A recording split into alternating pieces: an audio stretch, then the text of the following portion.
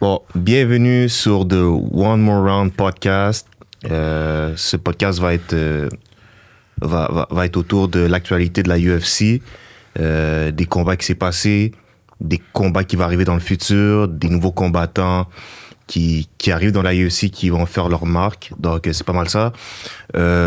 Ce samedi passé, nous avons eu un gros main event entre Khamzat Chimaev et Dricus du Plessis. Khamzat Chimaev qui a gagné le combat par décision dans une domination totale. Ouais. Moi, c'est un combat que j'ai aimé personnellement.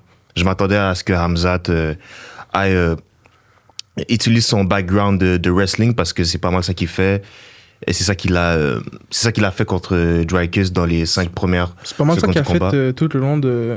Ouais, mais ça, pas mal tout le long. UFC, là, il y a eu un knockout contre Gerard Meerschaert. Ça a été la seule fois, je pense, qu'il y a un knockout quelqu'un. Ouais, puis je pense. Je me trompe, puis le reste, ça a été soumission, décision très. En plus, là, je pense que ça a été genre. Il a donné un coup, genre. Ouais, c'était 9 secondes, puis ça, c'était son deuxième combat pendant le Covid. Il y a eu le Fight Island à Abu Dhabi.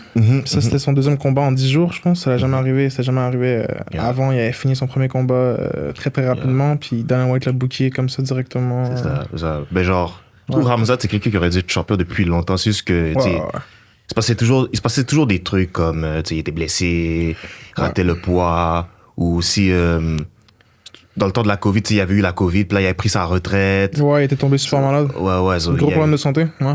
Il y avait eu plein de trucs, mais là, finalement, il est devenu champion.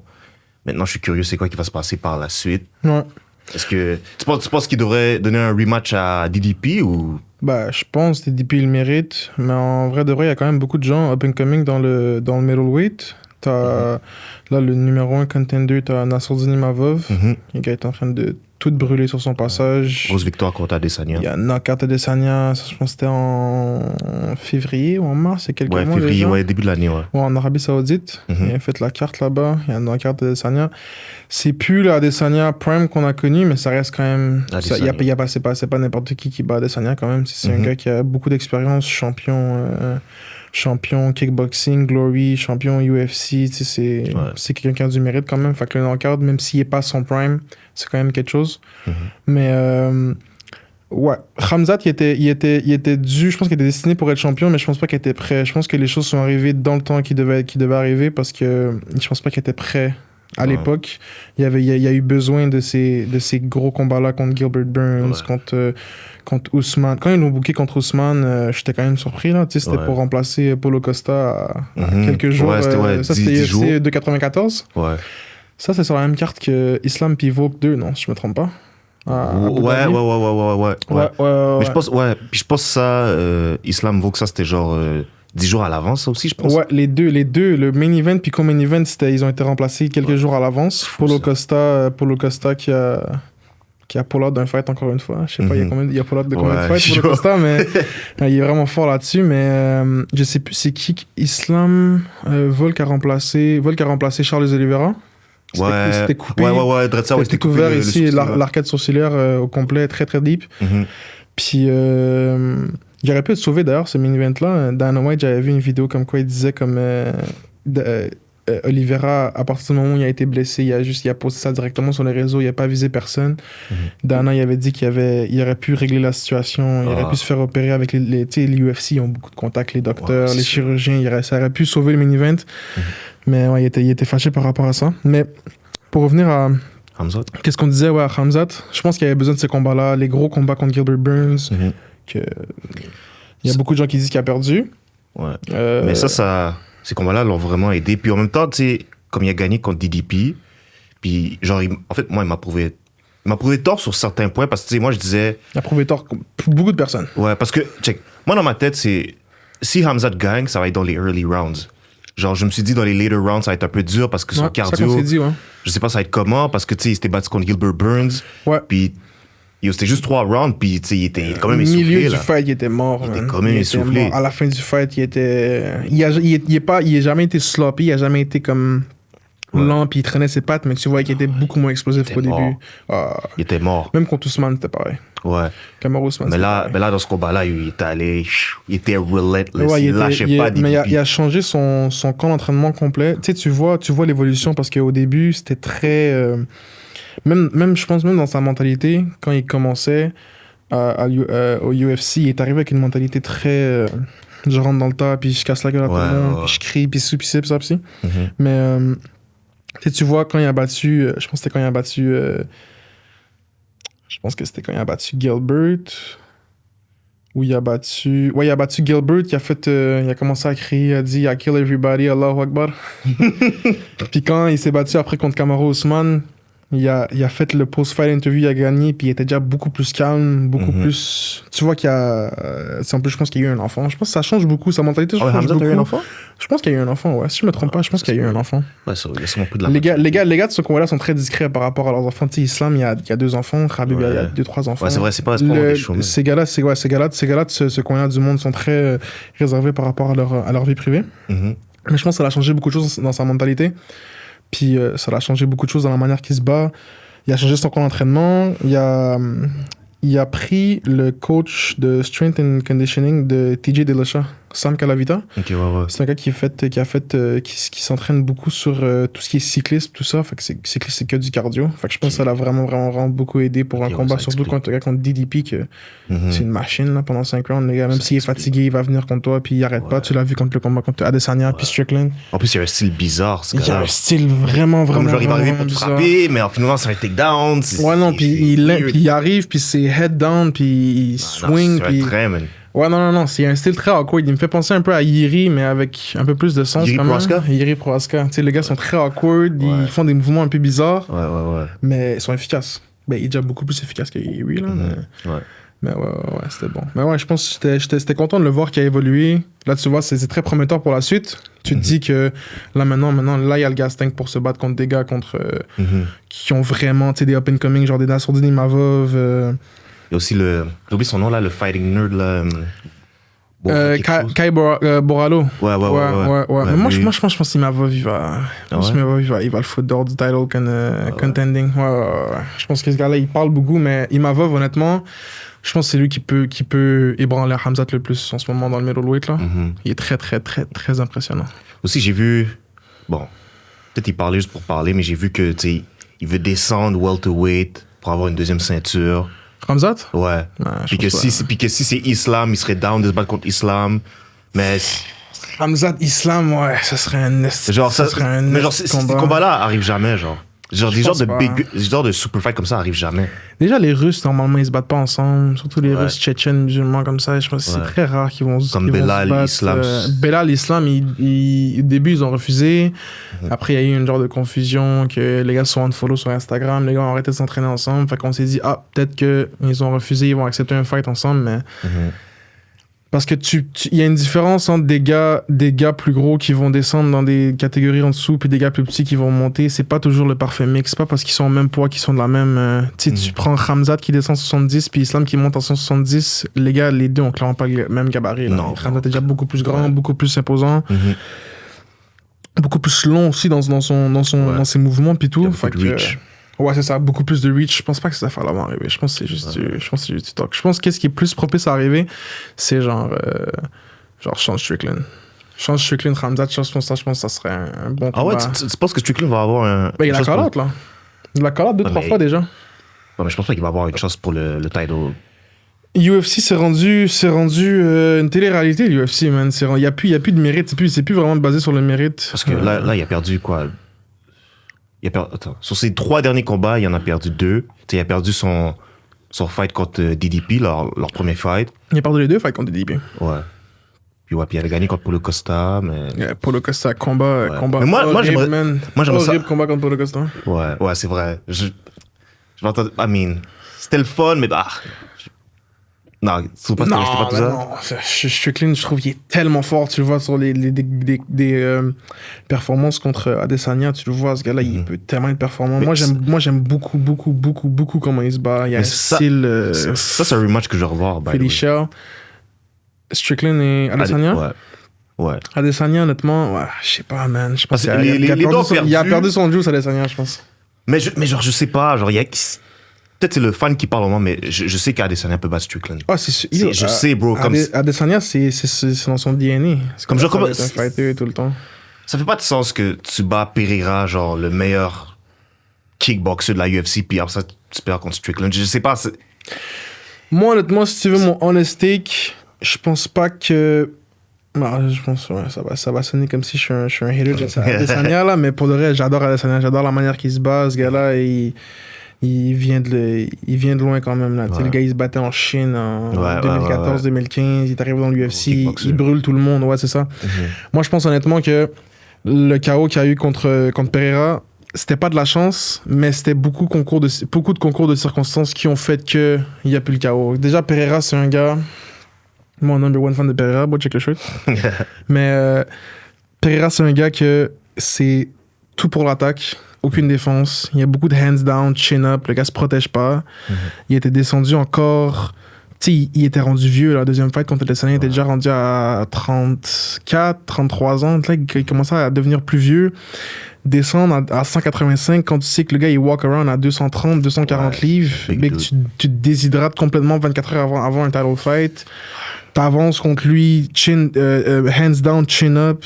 Je dis pas que c'est de la chance, mais je pense que il aurait fait ce combat-là, on va dire, à light heavyweight, dans le poids de Pereira. Je pense pas que ça va arriver. Mais en même temps, Pereira, il gagne ses fights comme ça. Il gagne en étant reckless, il gagne en se protégeant pas. Puis tu le vois qu'il y a contre des fighters, ça marche pas. Ankalaev, il a cloque. Mais la cloque. Sa défaite contre Ankalaev, moi, je trouve c'est une question. Il se bat trop aussi. Comme à son point. Très actif. À son point, ça va catch up avec toi. Ouais, c'est sûr. Non, c'est sûr. Ça te rattrape à un moment donné. Hein. Ça te rattrape tous les chocs. T'es pas Superman, là. À son point, En plus, tu sais. Parce que, tu sais, depuis qu'il est arrivé dans l'UFC, il get beaucoup de clouds. Tu sais, il voyage beaucoup. Il va par-ci, il va par là. Puis il se bat 3 fois dans l'année à son point. Mais moi, je le sentais qu'elle allait perdre. Je le sentais. Ouais. Et après, avant son... Quelques semaines avant le fight, il était au Japon, en train de saouler la gueule avec son coach, avec c'est beaucoup de pression, là. Énormément de pression. Le gars est champion UFC. T'as toute la pression du monde. Comparément à Ankalaev, comme genre... Double champion, en plus. Comme Ankalaev, genre, tu sais, lui... Ankalaev, tout le monde le déteste déjà. Il y a rien à perdre, en fait. Genre, personne n'est mind de lui. Genre, c'est pas comme si c'était une grosse star de la UFC. Comme je te promets, s'il marche dans la rue comme ça, tout le monde va s'en foutre, genre. Les Russes capotent sur lui. Ouais. T'entends Islam, t'entends Khabib, les gars parlent d'Ankalaev, ça fait déjà 5-6 ans. Là. Il parlait de... Il y a des interviews d'Islam avec DC. Mm-hmm. Il parlait des prochains contending qui pourraient battre Pereira puis tout. Mm-hmm. Puis il a dit send him Ankalaev. Ça fait déjà 5-6 ans. Ouais. Les gars, ils savent. Comme tu le savais, le UFC savait que ce gars-là allait battre Pereira. C'est pour ça qu'ils l'ont retardé. Ils l'ont envoyé 2 fois à Iri avant d'envoyer Ankalaev. Là. Mais je me souviens une fois, on se parlait, puis tu m'avais montré aussi un autre gars que Pereira avait perdu contre, mais genre dans son temps de kickboxing. Ouais, j'ai oublié son nom. C'est un russe, ça aussi. C'est un russe. Mais lui, il a signé à l'UFC, lui. Il y a peut-être même moins qu'un an, il a signé à l'UFC. Ouais, j'ai oublié son nom. J'ai oublié son nom. Je pense que c'est Artem... Non, Artem Lobov, c'est le gars de Conor McGregor. J'ai oublié son nom, mais ouais, je vois de quoi tu parles. Lui, il s'est battu au Dana White Contender Series, puis il a knock-out son adversaire. Mm-hmm. Mais, parce que là, vu qu'il est plus champion, Pereira, ça perd un petit peu pas que ça perd de son sens, mais ça perd un petit peu de sa gloire, tout le build-up de le gars qui a battu Pereira, il revient 10 ans après dans l'UFC. Ça refait la même histoire qu'a fait avec Adesanya, avec lui, tu comprends? Il pourrait le faire honnêtement, mais je pense que ce serait plus une question de si Pereira reprend la ceinture, là c'est un fight à faire. Parce que là c'est vraiment, là t'as toute l'histoire, Pereira il redevient champion, le gars il revient, il bat, mais est-ce qu'il va réussir à battre Ankalaev? Moi, honnêtement, je pense pas. Puis moi, je suis biggest fan de Pereira. J'adore comment il se bat. J'adore le personnage. Les gars parlent même pas anglais. Là. Les gars parlent même pas anglais. Puis yo, c'est vrai. Il y a du juice. Il y a trop de charisme, ce mec. Il y a trop de charisme. Mais ça va être compliqué, je pense. Moi, ça va être compliqué. Je pense que l'UFC savait très bien qu'Ankalaev allait le battre. Ankalaev aurait pu se battre contre Pereira il y a 5 ans, puis il l'aurait battu, je pense. Je pense que c'est juste les styles. Pereira, ça match juste pas. Le gars a pas de lutte, il a pas de sol. Tu te bats contre un heavy hitter, t'es en 205 livres. Les gars, ils frappent beaucoup plus fort. Les gars sont plus lourds. Mm-hmm. En plus, là, ils voulaient se battre heavyweight. Les gars voulaient le match contre Thomas Spinal. C'est vrai. Thomas Spinal l'aurait cassé en deux. C'est vrai, je pense que les gars, ils réalisent pas. Les gars, ils réalisent pas des heavyweight. Là, tu parles avec des big boys. Là. Il y avait beaucoup de hype. Mais honnêtement, Triple champ. Je l'aurais pas vu. S'il y en a un qui pourrait le faire, honnêtement, ce serait Pereira. Parce que je vois pas Islam prendre la... Déjà là, le combat Islam contre GDM, ça va être chaud prendre la ceinture. GDM, c'est un monstre. Mm-hmm. Puis là, Ça serait prendre la ceinture contre JDM, puis après prendre la ceinture contre Shimaev. Mais welterweight, je veux pas cap, c'est très stack présentement. C'est très stack. C'est stack. T'as JDM, t'as Ousmane qui est back, t'as Buckley, t'as Ian Gary. Ouais. Ian Gary, Machado Gary. Belal, t'as Shafkat aussi, faut pas oublier. Shafkat, les gens ils dorment sur lui, hein. Ouais, mais il est blessé là, c'est pour ça. Ah, il est blessé? Ok, j'avais pas vu. Mais je pense que j'avais vu il y a pas longtemps qu'il y avait eu un accident. Ouais, un accident. Ça même. Je pense que c'est plein de choses qui lui ont fait prendre un peu de temps en dehors du sport, là. C'est stack. Ouais, même aussi, j'entendais des rumeurs que... Ben, pas des rumeurs, en fait. Ousmane l'avait dit sur son podcast qu'il serait intéressé à battre Islam s'il gagne la ceinture. Parce que, tu sais, eux, c'est des... Ousmane? Ouais. Parce que je sais que eux, c'est des boys. Parce que je sais que Ousmane, il est beaucoup ami avec Khabib. Ça fait que ouais. Ben, ils ont le même manager. Ouais, ben c'est ça. Ali Abdelaziz, il manage Ousmane, il manage... Et je sais plus s'il manage Khabib vu qu'il se bat pas, mais je sais qu'il manage Islam, il manage Justin Gaethje aussi. Ouais, c'est pas mal un peu tout le même cercle. Le même genre de cercle, ouais. Je sais pas. Ousmane, je pense qu'à partir de maintenant, Ousmane, il n'y a plus rien à prouver.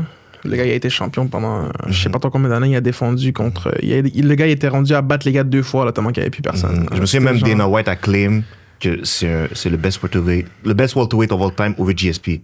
Ouais. Ça, j'ai pas ça.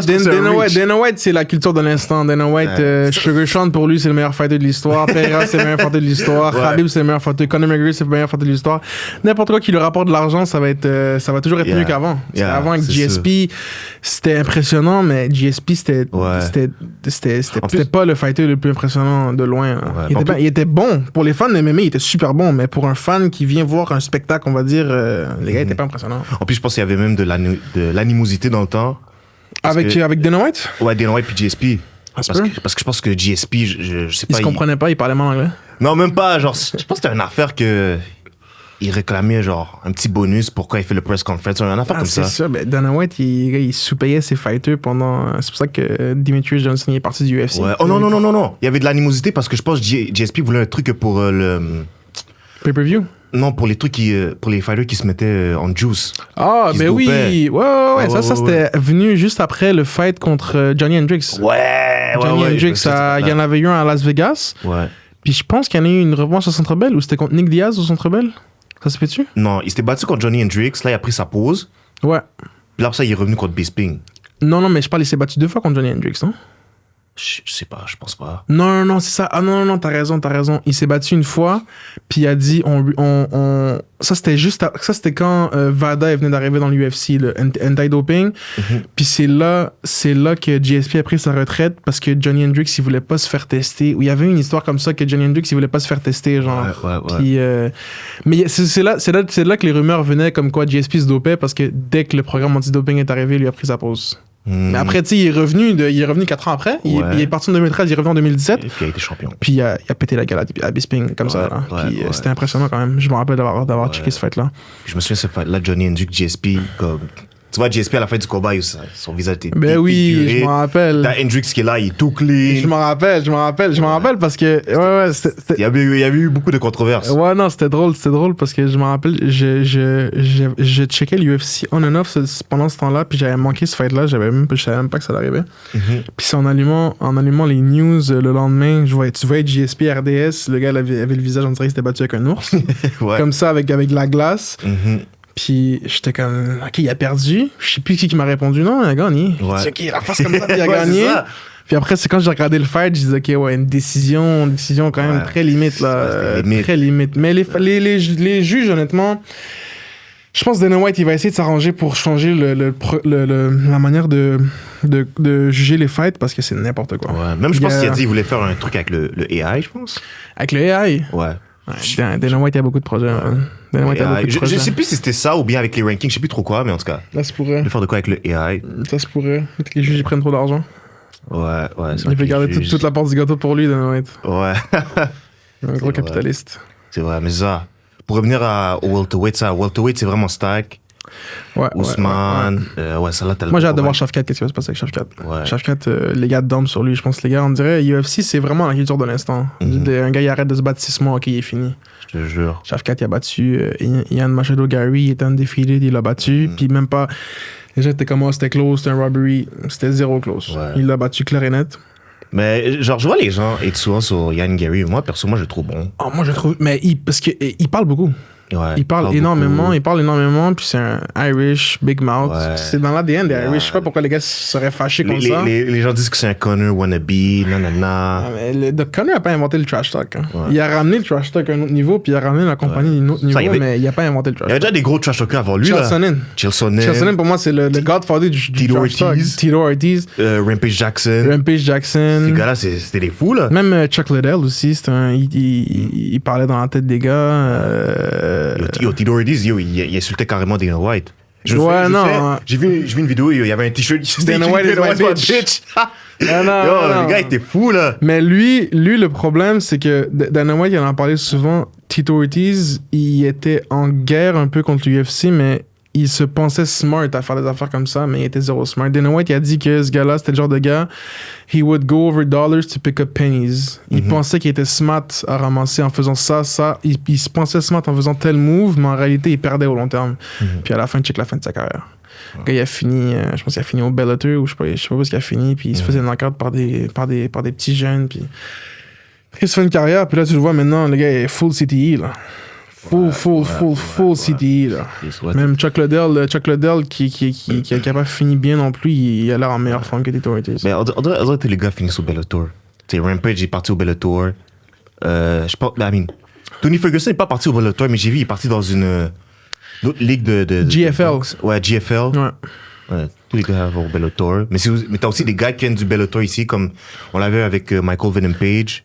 Michael Chandler, apparemment, lui, c'était un big beast dans le Bellator. Ouais, mais les gars viennent pas sans prime.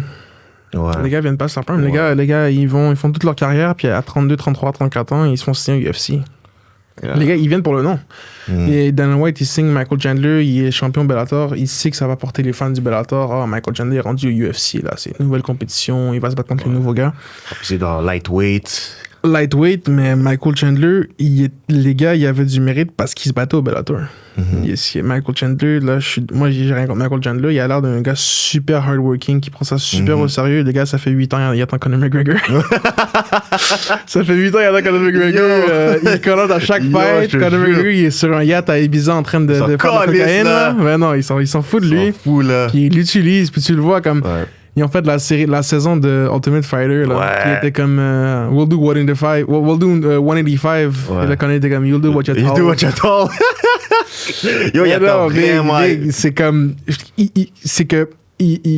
Conor, il s'est senti à l'aise de le prendre aussi comme lâchement parce que Chandler, il restait. Il était comme non, je vais me battre contre toi, je vais me battre contre toi parce que c'est le money fight à la fin de l'histoire. Mais lui, il peut revenir dans 10 ans, ça va être le money fight. Ben, peut-être pas dans 10 ans, là. Mais il peut revenir encore. Mais là, les gars, ils viennent pas sur Prime, c'est tout. Mais là, il parlait de. voulait se battre à la Maison-Blanche. Ouais. Conor Chandler à la Maison-Blanche, je sais pas. Je pense que c'est. Conor, il fait une ligne de trop, il allume son Twitter, puis il parle beaucoup. Il parle beaucoup. C'est ça, yo, the greatest comeback. Il a été coupé du roster, il y a 2 jours. Il a été coupé du roster UFC. Comment ça? Moi, je suis le UFC Roster Watch sur Twitter. Il a été coupé du roster, il a été enlevé. Je sais pas si c'est un coup de promotion, comme ça, il revient out of nowhere ou. À un moment donné, tu peux plus. T'étais le Golden Goose, il y a. Et après sa retraite, quand c'était quoi? C'était en 2022, il s'était cassé la jambe? Ouais, 2022, ouais. 2022, contre Poirier. Ouais. Mec, ça va faire 3 ans. Dans 6 mois, ça va faire 4 ans. 4 ans. Mais comme pour le reste, je sais pas, man. Il pourrait prendre sa retraite, là. Il n'y a plus rien à prouver. Il n'y a plus rien à prouver. Comme t'as fait ton corps, t'as posé ton impact, t'es battu contre Mayweather, comme... C'est vraiment le fight contre Mayweather qui a détruit ça. Ouais. Comme monétairement, là, moi, je l'aurais fait, là. 100 millions, 120 millions pour me battre contre un partenaire de 50 ans. Moi, je l'aurais fait comme ça. Mais... Là, après ça, il est revenu contre Khabib. Khabib, il a changé forever, là. Khabib l'a mort, man. Et puis en plus, apparemment... C'était sale comment il a perdu contre Khabib. Puis apparemment, je sais pas si c'était vrai, mais quand le training camp qu'il avait pour Khabib, genre...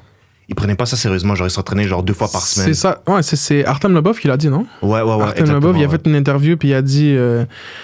je pense qu'il a dit Khabib, il a parlé de Khabib, il était comme Khabib, il a pris sa retraite parce qu'il a peur de la nouvelle compétition. Il a parlé mal contre Khabib, puis j'étais comme big. La dernière fois que t'as mal parlé contre Khabib, tu t'es fait slap par genre 8 gars russes dans un hôtel, puis t'as start la plus grosse rivalry du UFC ever à cause que t'as voulu parler puis traiter Khabib Je sais plus, il avait traité de lâche ou il avait traité bitch, de. je sais pas quoi. Ouais, une affaire comme. Big. Ouais, Gabi l'a pris comme ça. Il l'a pris par la nuque. Il l'a pris Comme par la son nuque. fils, man. Puis il a parlé en. Yo, déjà, un gars qui prend par la nuque, qui te parle en russe, bro. Oublie. Oublie l'histoire. Oublie ça. Moi, je me battrais même pas contre eux. Ah non, oublie, mais il a rien fait. Clairement, il a rien fait. Mais le fait qu'il a quand même eu les balls de retourner puis reparler contre lui, je pense que là, Khabib, il a changé. Il va plus se redépasser puis faire ça, mais. Ouais. Je sais pas, même lui, il est même pas en contact avec McGregor. Ouais, même eux, ils ont eu un beef. Ils sont fait, il a sous par rapport à son Irish Stout, là, son whisky irlandais. Ouais. Il a essayé de le frauder des parts de la compagnie, puis il a essayé de le sous, puis C'est un ramen. c'est un estitrade. Conor McGregor, il l'a ramené quand Artem il se battait en Europe. Il était en record de 10-15, là, puis il l'a amené au The Ultimate Fighter. 10-15. Ouais, non, il y avait un record horrible quand il est arrivé. 10 victoires, 15 défaites. Ouais, non, quand il est arrivé à Ultimate Fighter, il y avait un record horrible. Lui, c'était juste, Conor McGregor, c'était deux gars à cette époque-là, puis il voulait juste pousser son boy Artem pour comme, il disait à Dana White, il s'était fait, t'as regardé la saison avec Artem, puis quand Conor, il coachait, là? Non, je sais pas si... Artem, il a été éliminé dans les premiers combats, puis la première fois de l'histoire du show, il a poussé Dana White pour le ramener, là. Puis on crée une autre affaire. Puis là, maintenant, à partir de cette saison-là, tu pouvais te rebattre pour regagner ta place. Il a comme changé les rules, là. Juste pour lui, comme il a fait beaucoup de moves pour que tu essaies de l'arnaquer comme ça sur les affaires, en tout cas. Artem, tu vois que c'est carrément pas quelqu'un de confiance, là. C'est juste dommage. Ok, mais là, on parle de lightweight. Là, je veux qu'on parle des lightweight actuels. Ouais. Là, t'as Topuria qui est champion après une grosse victoire contre... Topuria. Il a Topuria. Contre Charles Oliveira. Là, tu penses qui est next? Tu veux ma réponse ou la réponse du UFC? Réponse du UFC, ça va être Paddy Pimblett. Aucunement mérité. Tu sais, quand je te dis UFC, c'est rendu une télé-réalité.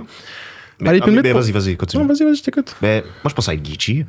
Gaethje, tu penses? Mais je sais pas, il a mis l'impression que si j'ai pas un title shot, je prends ma retraite. Il devrait. Il a battu qui, Gaethje? Il a battu Fiziev. Ouais, Fiziev, il a battu qui, lui? je peux battre un jambon puis dire il a battu qui? Chandler, il a battu qui, lui? Chandler, ça fait 5 ans qu'il est dans la UFC. Pour moi, Paddy Pimblett, il mérite aucunement. Ouais. Pour moi, lui qui mérite, c'est Arman Tsarukyan. De loin. Si tu parles clairement basé sur le mérite, Arman, il y a le skill qu'il faut pour battre Topuria. Mais encore une fois, Dana White, il est pas con. Il va pas envoyer, quand il y a des stars comme ça, des Topuria, des Sean O'Malley, des Pereira, il va pas envoyer les gars qui savent que clairement ces gars-là vont les battre. C'est pour ça qu'il a retardé que Ankalaev se batte contre Pereira. C'est pour ça qu'il a retardé Merab qui se batte contre Sean O'Malley, parce qu'il savait que les gars vont venir, ils vont prendre la ceinture, puis le stardom il est fini, t'es plus champion, puis là, le code du UFC est baisse. Fait en gardant des gars comme Topuria plus longtemps, en leur envoyant des cannes comme... Pas des cannes, mais tu sais, quand je te parle, tu sais, t'envoies Topuria, t'envoies Paddy Pimblett contre Topuria, le gars va dormir, bro. En 2 rounds, le gars va dormir. Puis peut-être je dis ça, puis il va shock the world, puis il va le submit ou il va le knock-out. Moi, je sais pas. Moi, j'aime Topuria. Moi, je comprends pas le hate. Il parle beaucoup, mais pas plus que d'autres, je pense. Mais lui qui mérite, clairement, pour moi, c'est Arman Tsarukyan. De loin. Arman Tsarukyan. De loin. Ouais. Tu trouves pas? Lui, il avait raté le poids contre Islam. Puis là, Dana White, il a dit qu'il doit refaire genre la file. Oui, il s'était blessé. C'était la veille du combat. Ouais, ce qu'il parle, c'était pas vrai. Dana White, il a dit, genre, son bail de dos, là, c'était pas vrai, il a juste raté le poids. Mais c'était pas la veille du combat, il s'était pas déjà pesé? Je sais plus. Mais moi, je pense que j'ai vu un truc récemment que c'était pas vrai. Dana White, c'est un menteur, man. Faut pas que tu l'écoutes toujours, ce gars-là. Ah ouais? Dana White, c'est un big menteur. Il arrange souvent la vérité pour arranger l'image de la compagnie, là. En tout cas. Ouais, mais c'est ça. C'est comme, il va retarder ce gars-là, parce que là, il sait maintenant que Topuria est là, puis clairement, si tu regardes juste skill for skill, tu regardes, c'est clairement Arman qui peut le battre. Out of everyone dans le lightweight live, à moins qu'Islam fait juste prendre sa ceinture, puis il revient lightweight, puis il fait le super fight contre Topuria. La seule personne qui mérite, genre, skill for skill en ce moment, pour moi, ce serait Arman. C'est lui qui a le plus de chance, parce que Paddy Pimblett, pour moi, il se fait sleep, Gaethje se fait sleep. Ouais. Qui d'autre? Le gars, il s'est battu contre un... Moi, j'aime beaucoup Oliveira, mais il s'est battu contre un Oliveira qui est quand même wash, là. Tu sais, les gars, il a rendu 32 ans. Je dirais pas il est wash, il est encore... Quand je dis wash, c'est wash à son niveau à lui. C'est pas wash comme Michael Chandler, c'est pas wash Tony Ferguson, c'est wash Oliveira. Oliveira, c'est quand même un gars, il a summit 20 personnes dans l'UFC, là. C'est pas n'importe qui, mais wash, je parle là, top niveau UFC. Il est plus dedans. Ouais, mais en même temps, Topuria est quand même fort. Il est super fort. Mais quand tu regardes qui a battu, il a battu personne de élite, genre des Islam. Volkanovski. Volkanovski, s'était déjà fait knock-out. C'était fait knock-out par Islam il y a 1 an. Volkanovski, genre. Il avait perdu 2 fois contre Islam. Mais c'est ça que je te dis. Je pense wash, c'est peut-être le mauvais terme parce que il a quand même repris la ceinture contre Diego Lopez, Volkanovski. Mais c'est quand même. Là, on parle d'autres niveaux. Là, on parle de champion, on parle d'Islam, on parle de Topuria, on parle de Tsarukyan. Là, on parle de élite. Il y a une différence pour moi entre top niveau puis le élite. Le élite du UFC, c'est ces gars-là. Là. Fait que les Volkanovski, pour moi, aussi forts qu'ils sont plus dans l'élite de UFC. Ils sont plus élite. Selon moi. Ouais. Mais aussi, parce que là, tu mentionnais que si Islam gagne contre GDM, puis qu'il revient pour un super fight contre Topuria, ça c'est un fight que j'aimerais voir, mais je sais pas si t'as remarqué over the years, on dirait, les UFC fans, on se fait toujours rob, genre d'un big fight, genre. Ouais. Comme, il y a toujours, comme exemple, on peut avoir John Jones contre Aspinall, John Jones a pris sa retraite, on peut avoir John Jones contre Ngannou, Ngannou est parti. Ouais, c'est John Jones c'est John Jones, en tout cas. Moi, j'ai une théorie sur John Jones, mais les gens vont pas aimer, là. C'est quoi? Vas-y. Non, vas-y. Finis ton point, puis après, je vais en parler. Back then, on aurait pu avoir, je pense, Anderson Silva contre GSP. Ouais. Pas arrivé. Ouais. Je dirais pas c'était pas un super fight, mais c'était intéressant. On aurait pu avoir Ferguson contre Khabib, annulé 3 fois. Non, ça aurait été un super fight. Yo, Ferguson, avant, c'était un tueur en série. Là. Le gars était sur un 15-win streak. Il y a le combat contre Anthony Pettis. Le fucking... l'octogone était rempli de son sang partout. Le gars, il a battu... il a battu qui en 2018, Ferguson? En tout cas, il a battu les top contenders, Ferguson. Puis, fight annulé 5 fois contre Khabib, je pense que c'est juste un signe de Dieu que ça devait pas se faire, là, parce que c'est pas normal. Là. Puis à la fin, le gars, il tombe sur un fil, puis depuis ce temps-là, sa carrière est finie. C'est comme... c'est où ce scénario-là? Ce scénario-là, il sort, là. Khabib avait pas, genre, raté le poids ou quelque chose? Khabib il avait pas raté le poids. Il avait dit que un docteur lui avait dit d'arrêter de perdre du poids parce que c'était plus safe pour lui. Genre, ce qui est arrivé à Khamzat, je pense. C'est arrivé à un autre photo il y a pas longtemps. Des fois, quand Max Holloway, c'est arrivé quand il avait pas contre Khabib. Tu perds tellement de poids, puis c'est un médecin qui te suit, il va devoir te déshydrater parce qu'en fait, la perte de poids, c'est les gars vont perdre des 40-50 livres d'eau. Fait que t'es déshydraté complètement. Puis un médecin va te dire ça, là t'es plus healthy, là c'est comme tu perds autant de poids, tu tombes connaissance, tu peux aller dans le coma live là. Fait que c'est un truc, c'est dangereux. c'est super dangereux. Tu peux die là. C'est super dangereux. C'est pour ça que les gars poussent beaucoup pour plus de catégories de poids pour moins perdre autant de poids. Puis les gars se déshydratent juste avant un combat où est-ce qu'ils vont manger des coups dans la tête. Puis ouais, mais ça c'est pour ça que tu sais certains gars après un certain temps dans la UFC vont monter de catégorie. C'est sûr. Islam, c'est pour ça Islam, je pense pas que ça va se faire contre Topuria parce que le gars, 155, Islam, c'est un... Ouais, c'est un gros. He's a big dude, man. C'est gros. 155, he's a big dude pour 155. Mais Topuria... Même Pereira, même des gars comme ça. Mais Topuria a dit qu'il est prêt de le suivre au welterweight, mais... Topuria 170, ce serait intéressant. Ouais. Mais un gars, il est jacked. Le seul truc qui me fait peur avec lui, c'est... Il est quand même petit. Il est petit? Ouais. Il est petit, mais bon, rien dire. 16... Frankie Edgar était petit. BJ Penn, il est petit. Ouais. Ça veut rien dire, le 16. Ouais, j'avoue. Chad Mendez. Les gars sont même McGregor est comme 5'9". C'est comme autour de 5'7", 5'8". Ouais, il est pas hyper grand. Les gars sont pas hyper grands, même... ouais, je pense qu'il se la met un peu plus grand, mais... même là, la taille, pour moi, ça veut rien dire. Quand tu vois qu'il y a des champions dominants qui existaient, qu'ils étaient petits... C'est toujours impressionnant de voir deux cyborgs se battre, là. Ouais. Genre des Pereira, Adesanya, c'est des beaux fights à voir. Les gars sont grands, sont musclés, ils s'envoient des coups de pied. Tu voudrais pas en prendre, là, des coups de pied comme ça. C'est des big dudes. Puis en tout cas, speaking of big dudes, aussi on a un gros combat heavyweight entre Thomas Aspinall puis Cyril Gane. Cyril Gane, ça c'est... pour novembre, je pense, ou octobre? Octobre, je crois. Octobre. Est-ce que c'est en France ou... Non, je pense pas que c'est en France. Non, la carte en France, c'est le 26 septembre. C'est là qu'Imavov va se battre contre Kai Borralho. Ok, ça, c'est à New York. Je pense que New York, c'est novembre. Enfin, je sais plus. Si c'est en novembre, c'est au MSG. Je sais pas. Ça va sûrement être à Vegas. Ouais. Sûrement être à Vegas. Toi, tu penses que Cyril pourrait être celui qui stoppe Aspinall, tu penses pas? Cyril Gane, c'est un poseur. Ah ouais? Cyril Gane, pour moi, c'est un poseur. Comment ça? Je suis désolé. Cyril Gane est super fort.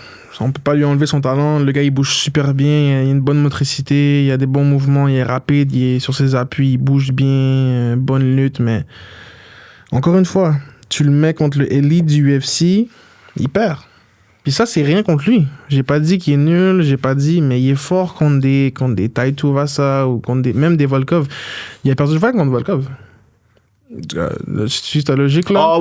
Mais il a clairement perdu le fight contre Volkov. Ouais, il avait gagné, mais il s'est fait rob là d'une manière, c'était horrible. Je me souviens. Même Dana White qui a dit il s'était fait rob. Même lui, genre, il était pas satisfait de sa victoire. Il voulait même pas faire le post-interview. Il est sorti, il voulait sortir. C'est Joe Rogan ou c'est Michael Bisping qui l'a gardé de force dans l'octogone pour faire l'interview parce qu'il claquait. Tu vas dire quoi? Ouais, je méritais cette victoire là. Mais non, mais ça marche pas, ça marche pas, ça marche pas du tout. Moi, je pense pas. Moi, je pense Thomas Aspinall, le gars, c'est un frein. Yo, tous ses combats finis au first round. First round, knockout. Il niaise pas avec les gars, man. Non, first round. Moi, je pense que c'est pour ça. Toi, ma théorie sur John Jones, c'est des gars, John Jones, il voit, le gars, John Jones, c'est quoi, il a 38 ans, 37 ans? 37, 38.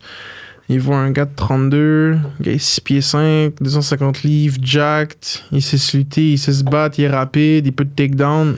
Tu vas te lever de ton lit pour perdre ton streak de 20 ans pour se battre contre ce gars-là? Jamais de ta vie. C'est un peu le même scénario qu'il y a eu avec Daniel Cormier.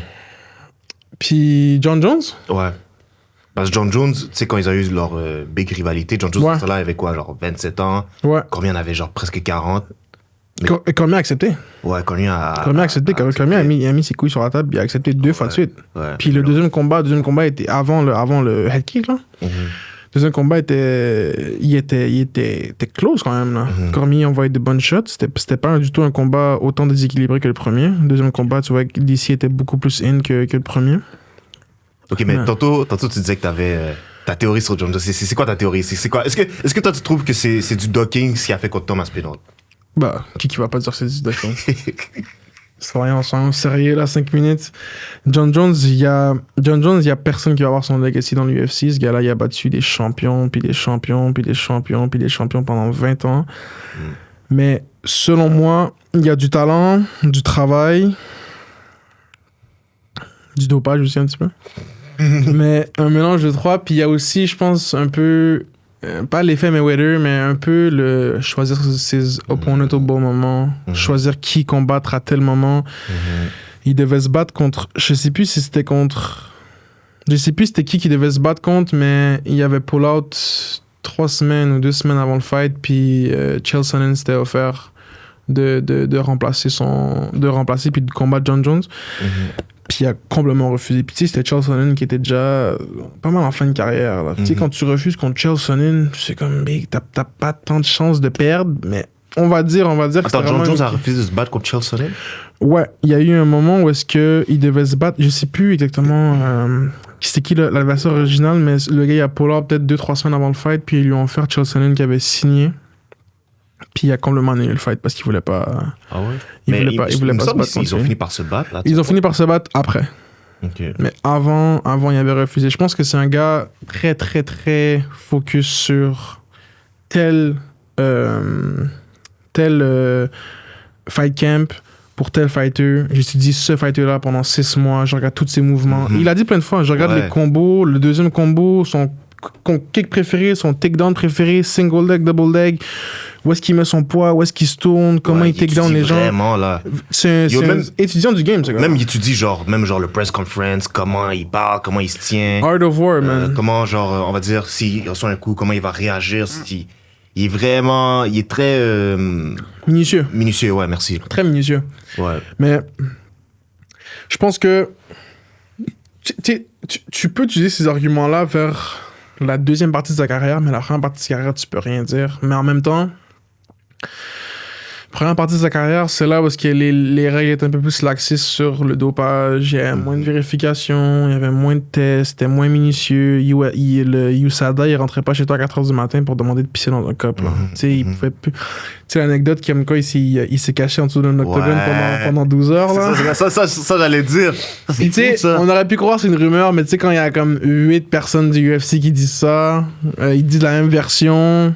Ouais, ils disent la même chose. Je pense que Kobe Covington en avait parlé aussi. Kobe Covington, ouais. C'est pas le plus trustable ce gars-là, mais tu sais, Chael Sonnen, il en a parlé, mais en même temps, est-ce que c'est vrai? On le saura jamais si c'est vrai, là. Mais en même temps, je sais pas.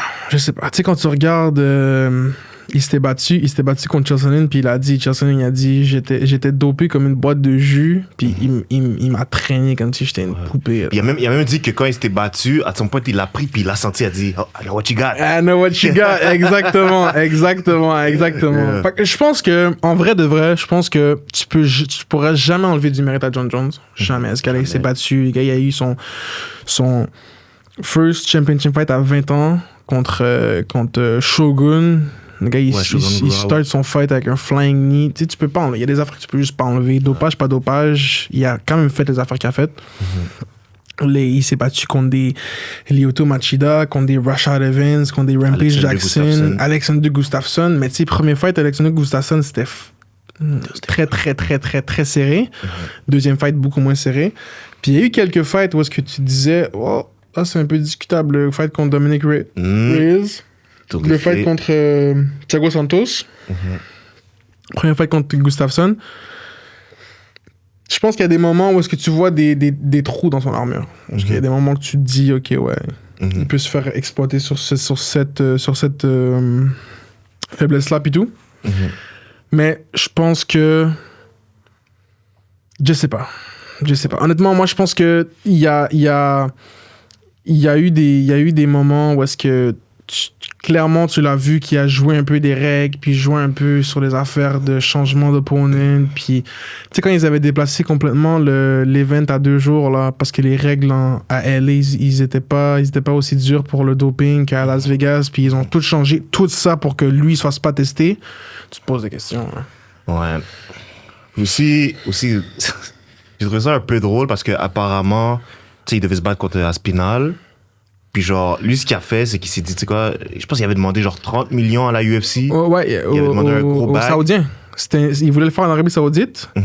Puis il avait demandé, parce que quand ça arrive dans des pays comme ça, Abu Dhabi, Émirats, Saudi Arabia, Dana White, c'est pas l'UFC vraiment qui paye. Ça va genre être le Riyadh Season, ceux qui font les combats, les Turcs à la Shirk, puis ces gars-là, c'est eux qui vont mettre l'argent.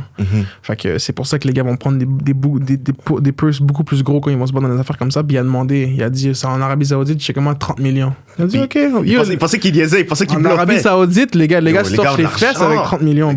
Pour eux, c'est du pocket change. C'est du pocket change, 30 millions. Pocket change. Là, il a vu que c'était réel, il fait, oh shit. Les gars, je pense qu'ils vont payer 200 millions pour Canelo puis Crawford. C'est du pocket change. Les gars pissent de l'argent. Là. Fait que 30 millions pour eux, c'était comme ça, je te donne. John Jones, il a vu ça, il a dit, ouais. Je sais plus. Ben, apparemment, il a accepté, puis Dana White a dit 2 jours après, il a dit, je suis out. Ouais. C'est pour ça qu'il a dit qu'il ne trosse pas pour le truc de Maison-Blanche. Maison-Blanche. Je sais pas, je pense que John Jones, là, réellement... Mais je comprends son point qui dit que ça fait 20 ans qu'on lui dit ce gars-là va te battre, puis jamais il bat. Puis là, il était comme, j'ai 39 ans, j'ai pris beaucoup de coups dans la tête, je suis millionnaire, j'ai quoi à prouver? Il y a plus rien à prouver à personne, John Jones. Comme t'as fait ton argent, t'as battu tous les gars, comme sors de là clean, genre. Exactement. Tu t'as pas envie de faire le combat de trop. Exactement. Je pense que c'est exactement ça qu'il a peur. Il est terrifié de faire le combat de trop. Il a pas envie de finir sa carrière KO, comme ça, en train de shaker ses bras en haut, là. Il a pas envie. Puis Thomas Aspinall, ce serait le gars qui puisse faire ça. Ils lui ont envoyé Cyril Gane. Oui, Cyril Gane, c'est le up and coming, mais en même temps, Cyril Gane a battu qui pour se battre contre John Jones? Je pense que c'est Dana White qui est très intelligent aussi dans le fait de protéger ses stars. Comme quand je t'ai dit, comme quand je te parlais de Sean O'Malley, je te parlais de Pereira, il sait qui envoyer à quel moment, il gagne 2, 3 défenses de ceinture, puis là, il paraît plus comme un champion complet, tu comprends? Genre pour moi, non, ça va être un truc un peu bizarre, ça va être un truc assez hot, là. Pour moi, des gars comme Dustin Poirier, Gaethje, le UFC ont utilisé ces gars-là pendant très très longtemps pour les envoyer aux vrais champions qui allaient venir. Des gars contre Islam, des gars contre Khabib, des gars contre... Tu sais, Gaethje puis Poirier, c'était souvent des gars qui se faisaient envoyer au title shot. Les gars savaient qu'ils allaient gagner. À la fin, tu sais, Dustin Poirier, champion Warrior, contre Khabib, clairement, il perd. Mais il est passé proche, d'où. Il est passé proche. Il est passé proche. Tout peut arriver. Il aurait pu envoyer un head kick, Khabib tombe par terre, puis il bave qui sort de la bouche. Là. Tout peut arriver. Tout peut arriver. Mais ils savent quoi faire. Ils savent clairement quoi faire. En envoyant Cyril Gane à John Jones, retour pour la ceinture heavyweight, qui pensait que Gane allait gagner? Des fois, tu parles avec des fans, les gars, arrêtez de vous voir la face. Là. Ouais, c'est écrit dans le ciel. Là. Parle de John Jones, bro. John Jones contre Cyril Gane, puis le gars, tu vois le gars taper en 3 secondes. C'est comme... Dana White, il est très intelligent aussi. Je pense que c'est une part de responsabilité de Dana White et de John Jones. Thomas Spinal, moi, je trouve qu'il a été un stand-up guy. Moi, il a dit, moi, je suis là, je veux battre le meilleur gars que l'UFC a proposé. Il avait déjà 30 ans, là. Puis il a perdu 2 ans à attendre contre cette affaire-là. Il a perdu 2 ans de son prime, là. Parce que 30 ans, c'est là que tu rentres dans ton prime. Il y avait tout en sorte pour battre John Jones, mais il l'en fait attendre. Ouais. Mais là, qui tu vois dans le heavyweight stopper Aspinall? En ce moment? C'est pas qu'il y a grand monde. Hein. Heavyweight, c'est quand même dead. À part Aspinall, il n'y a pas grand monde. Personne. Honnêtement... Je sais pas à quel poids il walk around à Spinal, mais honnêtement, s'il pourrait tenter un move de double champ puis de descendre, light heavyweight. Mais les heavyweight, il code pas le poids, non? C'est maximum 265. Fait que c'est entre 205 puis 265. Fait que c'est la plus grosse différence qu'il y a entre toutes les catégories, là. T'as 60 livres de marge. Fait que tu peux arriver à 250. Tu peux arriver à 220. Tu sais, le best, le sweet spot quand t'es un gros gars comme ça, c'est 225, 230. Là, t'es primé, t'es lean. Je pense que c'est ça que Thomas Spinal, il se bat, 230. Ouais. S'il pourrait faire le jump, le descendre, 205, combat contre Ankalaev, prendre une deuxième ceinture. Là, Pereira, il n'y a aucune chance de reprendre la ceinture, là. Mais moi, je sais pas, moi, j'aime bien Aspinall. Moi, il me dérange pas. Je pense que les gens, ils parlent beaucoup. Je pense que c'est juste des fans de John Jones, là. Ouais. Moi, il me dérange pas. Moi, j'aimerais ça le voir gagner. Il a l'air d'être un stand-up guy, cool guy. Il se bat, respectable. Ouais, il est solide. Il est très... You know. Il est big, bro. Il est big. C'est un big énorme. Boy. English dude. Yeah, English dude sympathique. Solide. Michael Bisping capote sur lui. Hein. Ouais. Michael Bisping est justement content de voir un Anglais tuer ça dans l'UFC, là. Oui. Tellement content de voir ça. Ah, mais les Anglais sont quand même forts dans le MMA. Il y a eu des gros fights. Rocky Edwards. Ouais. Leon Edwards, Ousmane. Ousmane n'est pas anglais? Non, mais je veux dire, Leon Edwards. Ah, contre Ousmane, ouais. Ouais, quand il y a eu son fameux. Ça c'était brutal. Ça, c'était brutal. Là. Mais ça, c'est fou, ça. En plus, il perdait le fight, là. Ah, ça, c'est les scénarios. C'est pour ça que Rocky. C'est les scénarios du film de Rocky. Littéralement. Ça, c'est les affaires de Rocky 4, Ivan Drago, là. Ah, mon gars. Headshot dead. Headshot dead. Yeah. Ouais, non, mais en même temps. Mais lui, il est silencieux ces derniers temps. Ben là, il avait perdu contre. Sean Brady, puis avant ça contre Belal. Ouais. Belal. D'ailleurs, si on revient au combat contre DDP, je pense que les 2 performances les plus dominantes d'un contender par rapport à un comme pour gagner la ceinture, je pense avant celle de Chimaev, c'était Belal puis Rocky Edwards. Je me rappelle, je pense qu'on s'était parlé juste après ce fight-là. Là. Mais c'était impressionnant. Belal la ragdoll, l'a mis sur sa tête. Là. Aussi, ce que j'ai remarqué aussi, c'est que genre environ vers chaque début de round, Belal était vraiment bon pour prendre le centre de l'octogone, puis l'amener contre la cage, puis le wrestle. C'est ça que genre ils font tout genre les... Habib style, hein? Ouais, exactement. Puis il a vraiment dominé. C'était fou. Même sur les points, il a dominé. Ouais. Les gens, ils hate parce que c'est Belal. Je ne comprends même pas le Belal hate pour de vrai. Je pense que Belal, il est juste... C'est vrai que c'est pas le gars le plus charismatique du monde, là, mais comme... Il est pas fort. Flashy. Il est pas flashy, mais il est super fort. Il y a un knockout Sean Brady. Sean Brady, c'est pas un jambon. Ah ouais, il y a un knockout. Il a TKO. Il a TKO Sean Brady, ouais. Ok. Son seul TKO. Ouais. Sinon, ces autres combats, c'est quoi, par décision? Décision... Ouais, c'est que des décisions. Mais en même temps, c'est ça, je te dis, ça revient au même point. UFC s'est rendu une télé-réalité. Les gars veulent voir des head kick KO, puis des flying KO, puis des spinning elbow, puis voir du sang. Puis... Oui, puis... Mixed martial arts. Les gars voulaient voir des finishes, aller checker le kickboxing, aller checker du Muay Thai. Bon, moi, j'étais en Thaïlande, je suis allé voir les fights au Rajamadan Stadium, là, kickboxing. tu veux voir des finishes, tu regardes le Muay Thai. Comme c'est quasiment que des finishes. Les gars se cognent coup de coude dans la tête, coup de coude dans le foie. C'est ça, tu veux voir que des finishes. Regarde ça. Tu veux regarder Power Slap, regarde Power Slap. Viens pas regarder Mixed Martial Arts puis se plaindre quand les gars font du Mixed Martial Arts. Ben c'est ça, je voulais parler justement parce que tu sais, les gens disent souvent que les wrestlers, les Dagestanais wrestlers, ils ruinent le sport, mais comme c'est Mixed Martial Arts. Comme. Qu'est-ce que je te dis, les wrestlers? Non, les gens, ils veulent, comme je t'ai dit, les gens, ils veulent voir du spectacle H24. Mais pour moi, c'est du spectacle autant qu'un gars qui. Pour moi, voir un gars se faire dominer pendant 25 minutes, c'est clair qu'il n'y a rien comme un head kick KO que tu vas dire, oh shit, tu t'appelles tes gars, tu dis, oh, t'as vu ça dans Max Holloway contre Gaethje. Max Holloway, Gaethje. Ça, c'est des affaires de fou, mais comme, tu peux pas voir une performance dominante comme ça, si tu prends, on va dire, Belal Edwards ou tu prends Chimaev Dricus, tu peux pas te dire que c'était ennuyant à mourir, j'ai envie de dormir. Mais arrête là. Ouais, c'est ça. Arrête. Ça veut dire que t'aimes pas le sport. Ouais. T'aimes juste pas le sport. T'aimes juste pas le sport. Si t'es vraiment un vrai fan de MMA, tu regardes des affaires comme ça, il a mis 3 fois en crucifix Chimaev. Yo, c'est humiliant, là. C'est fou. Dricus, big dude comme ça, tu te mets en crucifix, bro. Moi, j'ai regardé ça, puis je te dis, bro, c'est impressionnant. Yo, t'es comme ça, là, boum, boum, boum, tu prends des elbows. Yo, puis t'es au milieu d'une arena de 40 000 personnes, tout le monde te regarde, là. Oh, tu peux rien faire. Puis tu peux rien faire. Il essaie de bouger ses jambes pour sortir, mais comme t'es trap, bro. Non. C'est juste de survivre. Puis moi, j'enjoy autant ça qu'un gars qui se fait TKO. Je sais pas, moi, dans ma tête, c'est. Encore une fois, Mixed Martial Arts, tu regardes au sol, tu regardes debout, tu regardes. Tu sais, c'est sûr, regarder un gars se faire drag down pendant 25 minutes, c'est moins flashy que. Ouais. C'est moins flashy que se manger un high kick dans la tête, mais comme. C'est le sport. Ouais, c'est le sport. Les gars, vous voulez voir des finishes, allez kick in sur. Tune in sur Glory. Ils font encore des combats. Mais t'as des wrestlers qui sont fraîches à regarder, là. Comme moi, j'aime bien Merab. Merab est super impressionnant à regarder. Super impressionnant. Umar Nurmagomedov. Yo, gros fight, ça. Super gros impressionnant. Fight. Ce gars-là, il travaille son gas tank, ça peut être un fou rematch. Ouais. Puis moi, je pense que. Parce que là, à part lui, je vois pas qui pourrait le stopper dans Bantamweight. Mais là, il est book contre Corey Sandhagen. Ouais. Tu penses que Sandhagen peut le stopper? Sandhagen est fort. Très fort. J'avais vu son combat contre Umar, là. Ouais, mais il avait perdu celui-là. Je pense qu'il avait gagné. Il avait gagné contre Umar. Je suis pas sûr. Il était pas en défilé d'Umar avant d'aller contre Dvalishvili? Oh non, fax, non, c'est vrai. Je sais plus, faudrait vérifier. Faudrait vérifier, je sais pas. Mais je me rappelle, tu m'as rappelé, ouais, ils se sont battus. Mais moi non, je sais pas, Sandhagen, je pense que les gens, Merab, il est très impressionnant, là. Mais je pense qu'il y a des gars qui peuvent le craquer. Je pense qu'il va falloir le knockout, ce gars-là. Tu peux pas le outwork. Il y a personne qui va outwork, ce gars-là. Personne.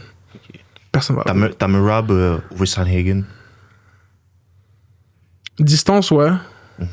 Distance, ouais. Early rounds, je pourrais le donner à Sandhagen s'il arrive à le catch. En plus, Merab, il y a un tough chin, là. Yo, le gars est fait en pierre, man. Yo, il prend des coups. T'avais pas vu la vidéo, il dive dans un lac puis c'est glacé? Ouais, il est sur la tête. My head. Ça doit être là qu'il y a eu le plus mal dans la tête ever que de prendre des coups. Parce que le gars, il est fait en roche, il vient de la Géorgie. Il y a un ADN à ces gars-là que tu peux juste pas les casser comme de l'intérieur. Les gars sont juste. Je sais pas, je pense que c'est tout ce qui est la région du Caucase, les Tsaroukian, les Topuria, les Dvalishvili, les Khabib, tous les gars russes de ce coin-là, c'est comme ils ont une affaire à l'intérieur de eux que tu peux juste, tu vas, genre c'est quand que t'as vu un Dagestanais ou un gars de l'Europe de l'Est comme ça, genre se faire knock-out par terre. Jamais. Ça l'est arrivé. Sean Strickland, il avait battu un Dagestanais. Mais ça l'arrive des fois. Ils sont pas tous, ils sont pas invincibles, ces gars-là. Mais ils ont une éthique de travail, puis ils ont un truc à l'intérieur de eux que c'est tough à battre. Très tough à battre. Puis, vite fait, avant qu'on finisse, je veux savoir, t'as pensé quoi du combat revanche entre O'Malley et Merab? On avait un O'Malley très, très différent. Il a arrêté le weed pour rien. Il a arrêté. Il a arrêté le weed pour rien, il a arrêté le point pour rien, parce que, bon, il y a des gars, c'est juste leur kryptonite. Dvalishvili, c'est juste la kryptonite d'O'Malley. Je pense que tu peux refaire le combat 20 fois et jamais il va gagner. Ouais. Puis ça veut pas dire qu'il est mauvais, hein. Ouais. C'est juste que Dvalishvili, il est juste Levels ahead. T'as juste des gars qui, you know, they have your number. They have your number. They have your number. Comme Pereira Adesanya. Même chose. Même si pour moi, ça reste quand même que tu refais le combat aujourd'hui, 205 livres, Adesanya, Pereira le mange. C'est juste comme ça. C'est des gens que... Ouais, comme t'as dit, they just got your number. Ouais. Pas plus... Bon, c'est sûr, il a perdu, mais tu sais, il a quand même bien défendu les takedowns. Ouais. Mais... C'est ça l'affaire. Il a pas de temps. Tu vas stuff 3 takedowns, il va essayer 3 autres. Tu stuff encore, il va essayer 3 autres. C'est des gars, ils sont pas bien dans leur tête. Ouais, c'est des fous, là. Ils sont pas bien dans leur tête. Avant qu'on finisse, c'est quoi les combats que tu veux voir là d'ici la fin d'année? D'ici la fin de l'année, bon, là, t'as Pereira et Nkalaev qui arrivent. J'ai hâte de voir la revanche. Ouais. Je pense que là, si Pereira, il perd encore, je pense qu'il va être out du title contending pendant un petit bout. Il commence à être vieux aussi, là. Moi, ça m'étonnerait même pas. Genre, on va dire, il perd, il prend sa retraite. Ouais, mais tu sais, 37, 38 ans, c'est un stade. 38 ans, le gars est déjà champion Glory, 2 fois champion UFC, il va déjà être dans le Hall of Fame, millionnaire.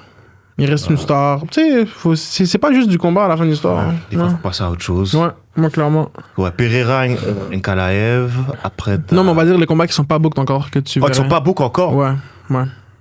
Ben là, ou peut-être d'ici, genre début 2026. Là, ben là, j'ai de voir qu'est-ce qui va se passer avec Topuria. J'ai de voir s'ils vont mettre Gaethje ou Paddy. Moi, bon, j'aimerais savoir Gaethje. Gaethje? Moi, personnellement, Gaethje, ça m'intéresserait plus que Paddy. Même si je sais que lui et Paddy, ils ont une histoire, tu sais, parce qu'à son point, ça va vendre du pay-per-view aussi. Ouais, je sais qu'ils avaient eu un genre de beef. Ouais. Mais ouais, bon, peu importe, pour les 2 combats me parlent. Après ça, le 3e combat, j'aimerais ça de voir qu'est-ce qui se passe avec Adesanya. Adesanya, c'est mon gars, j'aime beaucoup. Adesanya, ouais. Là, de voir qu'est-ce qui va se passer. Est-ce qu'il va faire un rematch contre Strickland, Paulo Costa, ou j'ai hâte de voir. Ou même, voir un combat Adesanya contre MVP, ça pourrait être nice aussi. Ouais. 2 gros strikers. 2 gros strikers. Sont au même âge. La dernière fois qu'il y a eu 2 gros combats de strikers Adesanya contre Romero, ça a mal fini. Même Adesanya et Silva, je sais pas si tu te souviens. Tu m'as dit quoi? Adesanya contre Anderson Silva. Ouais, c'était un combat un peu de passage de torche. Là, ouais. C'était ancienne génération, nouvelle génération. Ouais. Silva, quel meurtrier en série, bro. il a fini sa carrière de la plus belle manière, je pense. Ouais. Mais il a fini au Apex, je pense. Il a fini au Apex sans public Adesanya, je pense. Silva. Pendant la COVID, il a fini en 2020, non, lui? Ouais. C'est triste. Ouais. C'est pas les meilleurs pour les fins de carrière, l'UFC. Daniel Cormier, ils l'ont fait finir sur une vieille interview. Nate Diaz, il voulait le faire finir contre Hamzat, bro. Une chance que Hamzat a raté le poids. Une chance, bro. Nate Diaz, j'aurais fini à l'hôpital, man. That's a blessing in disguise. Ouais, non, Nate Diaz, même Nate Diaz, tu vois, ces gars-là, ils sont. C'est des gars qui sont finis. Sinon, toi, vite fait, c'est quoi les combats que tu voudrais voir, toi? Moi, j'ai hâte de voir la suite pour Arman Tsarukyan. Moi, je pense que là, c'est Champion in Making. J'ai hâte de voir la trilogie là, entre les 3 triangles entre Topuria, Islam, puis Tsarukyan. J'ai hâte de voir qu'est-ce qui va se passer avec la ceinture. Moi, je pense qu'on va dire, il lui envoie Gaethje Pimblet. Je pense que Topuria est fini de même. Très facilement. Mais moi, j'ai vraiment hâte de voir Tsarukyan puis Topuria. Sinon, si Islam gagne la ceinture, j'aimerais ça le voir super fight contre Topuria. Mais JDM, honnêtement, moi, je suis gros fan de Islam. Je sais pas qu'est-ce qu'il va faire contre JDM. Ah ouais? Yo, JDM, c'est un monstre, bro. T'as regardé le fight contre Belal? Ouais. JDM, c'est un monstre. C'est un monstre. Le gars est fort partout, il est solide, il y a des gros combos, il se bat bien, il a un bon ground game, bon stand-up game. Ça va être tough. Sinon, ouais, Adesanya, rematch contre Paulo Costa peut-être, rematch contre Strickland. Ou sinon, Strickland, ils vont... Moi, je pense que ce qui va se passer, si tu suis le modèle du UFC en mode hype before le mérite, je pense que ça va être un Khamzat Strickland. Topuria, Pimblet, puis Heavyweight. Bon, Heavyweight, je pense après Cyril Gane, ça va être fini. Là. Mais je pense que ça va être ça. Je pense qu'ils vont aller avec la hype. Là. Depuis quelques années, c'est ce qu'ils font. Ils suivent la hype, ils suivent plus le mérite. Ils suivent plus le mérite du tout. Parce que pour moi, Tsarukyan, il aurait dû se battre pour le title, ça fait 2-3 ans déjà. Ouais. En tout cas, ça va être intéressant à suivre. Très intéressant. Ceci est tout pour la première épisode du One More Round podcast. Merci d'avoir écouté et on se revoit la prochaine fois pour un autre épisode. Ciao. Ciao.